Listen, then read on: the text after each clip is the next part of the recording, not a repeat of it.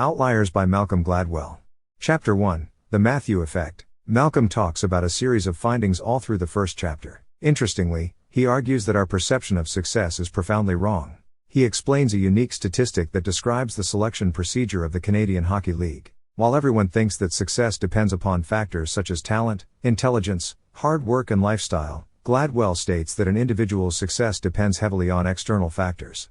With the case of the hockey players, the timing of their birth played a crucial role to their success. For instance, 40% of the players in the Hockey League were born between the months of January and March, 30% between April and June, 20% between July and September, and the remaining 10% were born between October and December. This simply means that a child born in January has a significant advantage over the other kids because he is going to be more physically and mentally mature than the other kids. These privileged kids will be selected to the best teams, receiving even better coaching and train with even better teammates, compounding the built-in advantage they have over kids born later that year. Gladwell provides several other examples in baseball, hockey and soccer to prove that children born earlier have a certain advantage. Further, he compares this concept in the education system and asserts that parents with children born in later months often try to hold their child back before beginning kindergarten for the same reason. As Gladwell talks about the advantages, it makes one wonder whether talent plays a role in success. As an answer, Gladwell agrees that it does play a role. However, it might not be as highly important as you may think. Not everyone who's born in January that plays hockey becomes an instant success, but there are other factors that could help a person to become successful. A sociologist named Robert Merton coined this phenomenon as the Matthew Effect, which states that people who receive special advantages during their lives are more likely to attain success. Chapter 2, The 10,000-Hour Rule. If a person's success isn't based solely on his ability or talent, what really makes an individual successful? According to Gladwell, it also depends on the 10,000-hour rule, which states that it takes approximately 10,000 hours of practice for an individual to achieve mastery in any field. Moreover, this rule applies to a child if he or she enters into some kind of special program that offers incredible opportunities, thus giving him a chance to put in those hours of practice. To explain this concept further, Gladwell takes the example of Bill Joy, Bill Gates and the Beatles. Bill Joy, the co-founder of Sun Microsystems, found that he was presented with a string of opportunities to help him succeed. Interestingly, he was able to attend one of the only universities that offered a time-sharing system for its computers, and since the computers had a bug, he was able to access them for an unlimited amount of time. In an interview with Gladwell, he stated that it took him 10,000 hours to practice and write programs that are used by millions of people even today. Similarly, Bill Gates experienced numerous coincidences as he happened to attend the only private school that allowed a time-sharing system with their computers. Bill Gates, just like Bill Joy, used the opportunity to his advantage, and the fact that he lived close to the University of Washington that offered free computer hours helped him too. Upon taking a closer look on the biography of Beatles, it is interesting to note that they had the opportunity to practice and master their skills when they were struggling as a high school band. Incredibly, they played about 1,200 times in nightclubs between 1960 and 1965, thus catapulting them towards success. Based on these findings, Gladwell concludes that the people born between 1954 and 1955 had a greater opportunity to become successful within the computer industry. People who experienced a raging success included Bill Gates, Paul Allen, Steve Ballmer, Steve Jobs, Eric Schmidt, Vinod Khosla and many others. The reason was that they had the right age and opportunities to put in the hours and become skilled before the computer boom. Chapter 3, The Trouble with Geniuses, Part 1. In this section, Gladwell talks about how people are awed by geniuses with higher IQ levels. He notes that Christopher Langan, a genius, has gained celebrity status as an outlier. With his IQ over 195, a number that was more than Albert Einstein's IQ of 150, he's considered by many people as the smartest man in America. Gladwell also talks about Lewis Terman, a professor in the Stanford University who decided to test the IQ of a boy named Henry Cowell. Cowell's IQ, which was at 140 points, stunned Terman because that was very close to the genius level. Commonly, people think that these men are destined to achieve greater things because they are so smart. Terman created a group of highly intelligent children who were selected after various IQ tests. For years, Terman kept track of termites, a name given to the geniuses in his group. However, after years passed, Terman, who expected his termites to become great leaders in the society, was disappointed to discover that achievement and intellect weren't connected. Gladwell explains this concept further by asserting that an individual's IQ or intelligence does matter. However, it must reach or go beyond a certain threshold. It's very similar to basketball, where a player surely gains an advantage due to his height, but the height, just like intelligence, has a threshold too. Simply put, if one has an IQ of about 120, Additional IQ may not really help him. It is other factors outside of raw intelligence that determines how successful you will become. Chapter 4, The Trouble with Geniuses, Part 2. In this section, Gladwell compares the history of two geniuses, namely Christopher Langan and Robert Oppenheimer. He further states that if Langan was born in a wealthy family of doctors with several high connections, he would probably be a doctor today. Langan was born to an abusive father and irresponsible mother. As a kid, he faced several difficulties, and at one point, he even lost a scholarship from the Reed College simply because his mother was unable to fill out the necessary paperwork. Langan worked in factories and also as a bouncer at a bar located on Long Island. On the other hand, Robert Oppenheimer, who gained immense popularity as a physicist during the World War II, was born in a rich family to a successful businessman. He had the opportunity to attend the best colleges when he was very young, and although his thought process was similar to Langan's thinking, he had the ability to carve out a way for himself in the worst of the situations. Gladwell states that Oppenheimer's practical intelligence was definitely a major factor in his success. To emphasize his point, Gladwell presents the findings of a study conducted by Annette Leroux. The study delved deep into the parenting styles of rich families in comparison with poorer families. Incredibly, Leroux discovered that children who grew up in a sophisticated environment were able to better communicate with others, including questioning authorities, while children who grew up in poorer families usually avoided such situations. Since Langan was born in a poor family, he wasn't able to function like Oppenheimer, and there was nothing he could do about it. Similarly, Terman's termites met the same fate, as none of the kids who were from a poorer background were able to make a name for themselves. Chapter 5, The 3 Lessons of Joe Flom. In this section, Gladwell talks about a Jewish man, Joe Flom, who has the perfect rags to riches story. Flom tasted spectacular success and, up to his death, earned almost $1 billion every year. However, Gladwell implores the reader to apply everything that's been explained in the first 4 chapters and understand that success doesn't pop up out of nowhere. Successful people don't really achieve it all by themselves, and their background clearly matters. Lesson 1, The Importance of Being Jewish. Alexander Bickel, a man who tried to get a job in Mudge Rose, was one of Flom's classmates from the Harvard University. Bickel's background was similar to Flom's because he too was the son of a Jewish immigrant couple, and he, just like Flom, went to a school in New York before attending the City College.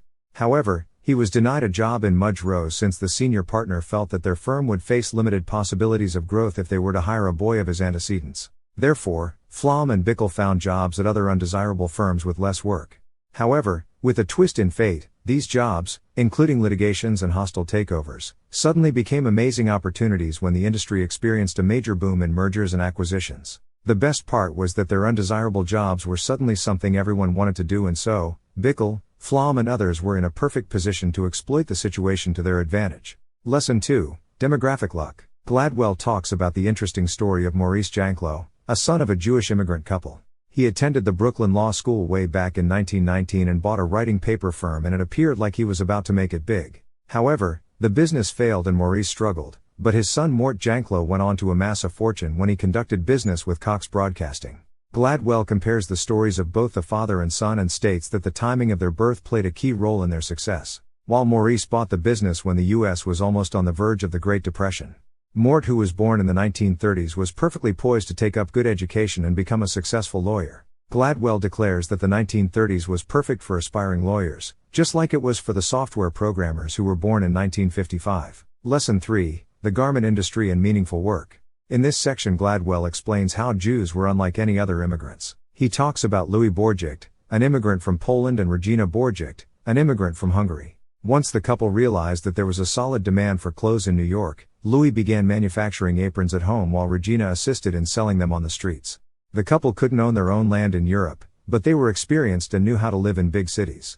Moreover, they had specific skills in making clothing, and a great boom in the garment industry opened several doors for them. An entrepreneur working in the garment industry found that it was meaningful work since it was linked with complexity, autonomy, and a perfect connection between hard work and reward. Upon inspecting the family trees of Jewish immigrants created by Louise Farkas, a sociology student, Gladwell points out that there are definite similarities between how they began working and while the second generation usually consisted of garment manufacturers. The children born to them went on to become successful, educated professionals. Though the Jews faced disadvantages as immigrants, they ultimately proved to be incredible opportunities. Chapter 6, Harlan, Kentucky. In this section, Gladwell emphasizes how cultural legacies operate like powerful forces, spreading to several generations one after the other. Although we see numerous alterations in our economical, demographical and social conditions, our cultural legacies play an important role in directing our behavior. To explain his point further, Gladwell discusses several unexplainable events that occurred in the 19th century in Harlan, Kentucky.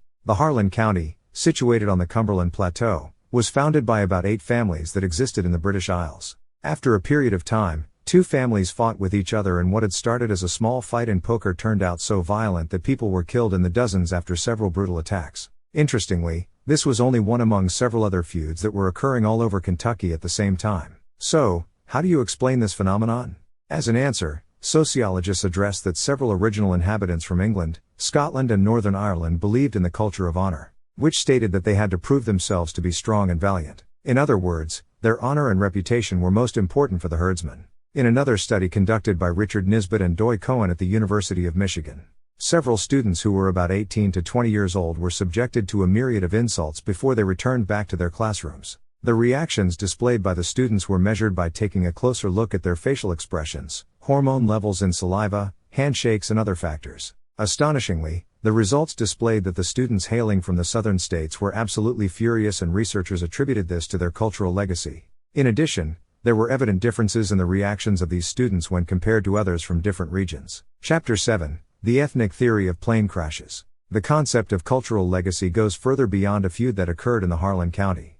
In fact, the concept can account for the tragic air crashes that occurred from 1988 to 1998 in the flights run by Korean Air. At that point of time, Korean Air was considered highly unsafe for travel since their crash rates were about 17 times higher than that of the United Airlines. A deep investigation commenced where they reviewed all the data pertaining to the Avianca 052 crash that occurred in 1990. There are several factors involved in a plane crash, and though it's not a result of any specific error, it's a combination of several errors that often lead to disastrous outcomes. Captain Laureano Caviedes, the pilot of Avianca 052, wasn't drunk or drugged. In fact, he was exhausted after being held up for about 77 minutes by the air traffic controller, ATC. Finally, he was granted clearance to land, but since the headwind plummeted substantially, the plane couldn't land. Unfortunately, the autopilot wasn't even working, and though the pilot tried to save the plane by circling around with the intention of landing again, the engines died, resulting in a huge crash that claimed 158 lives.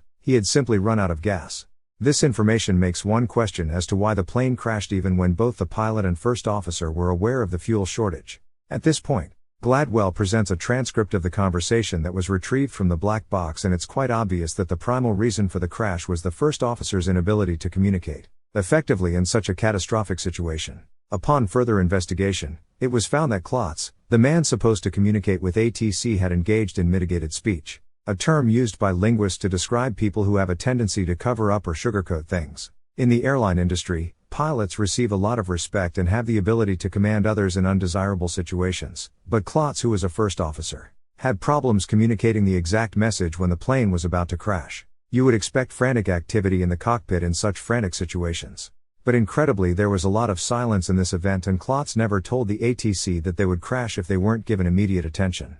Since Klotz hailed from a country that had a different cultural legacy, he wasn't able to get his point across when the situation called for it. To explain his findings further, Gladwell discusses a study that showed that people from low PDI countries, power distance index, usually tend to downplay authority, while people from high PDI countries abide with respect for authority.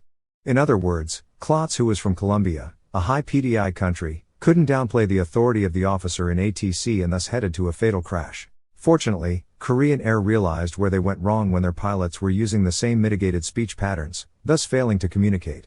After they identified this problem, they amended it, and Korean Air is now considered very safe to travel. One way that this was done was to change the language in the cockpit to English.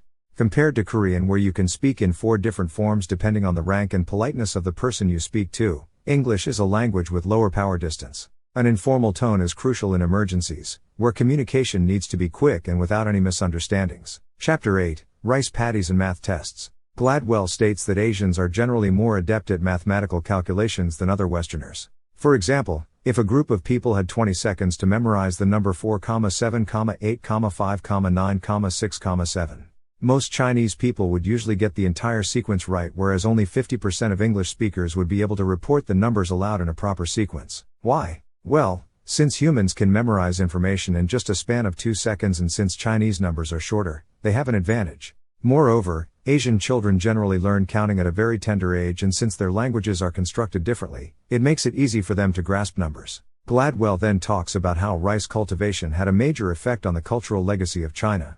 As rice cultivation demands specific set of skills and extra efforts, it is known that the people who cultivated rice work more than any other type of farmer. The Chinese believe in working hard and shun laziness. Gladwell concludes that the Chinese legacy that believes immensely in hard work, cooperation and smart planning will definitely reap great results over time.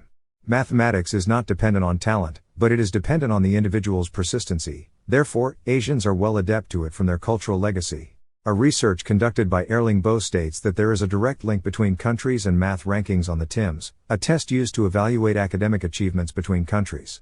Countries that do amazingly well on TIMSS are Singapore, China, Japan, Hong Kong, and South Korea. Chapter 9, Marita's Bargain. Gladwell reiterates the importance of cultural legacy and how it can change lives drastically. He talks about KIPP, a public school in New York that focuses completely on achievements and academics. KIPP has certainly garnered a lot of attention primarily because it has managed to help poor students with low income. We already know how countries that focus on rice cultivation are known to work hard. Our cultural legacy is interconnected to our attitude and behavior, and the Western cultural legacy is in contrast with other countries. While rice paddies are grown several times a year, corn and wheat fields of the Western culture follow a procedure of planting, harvesting and then resting a while.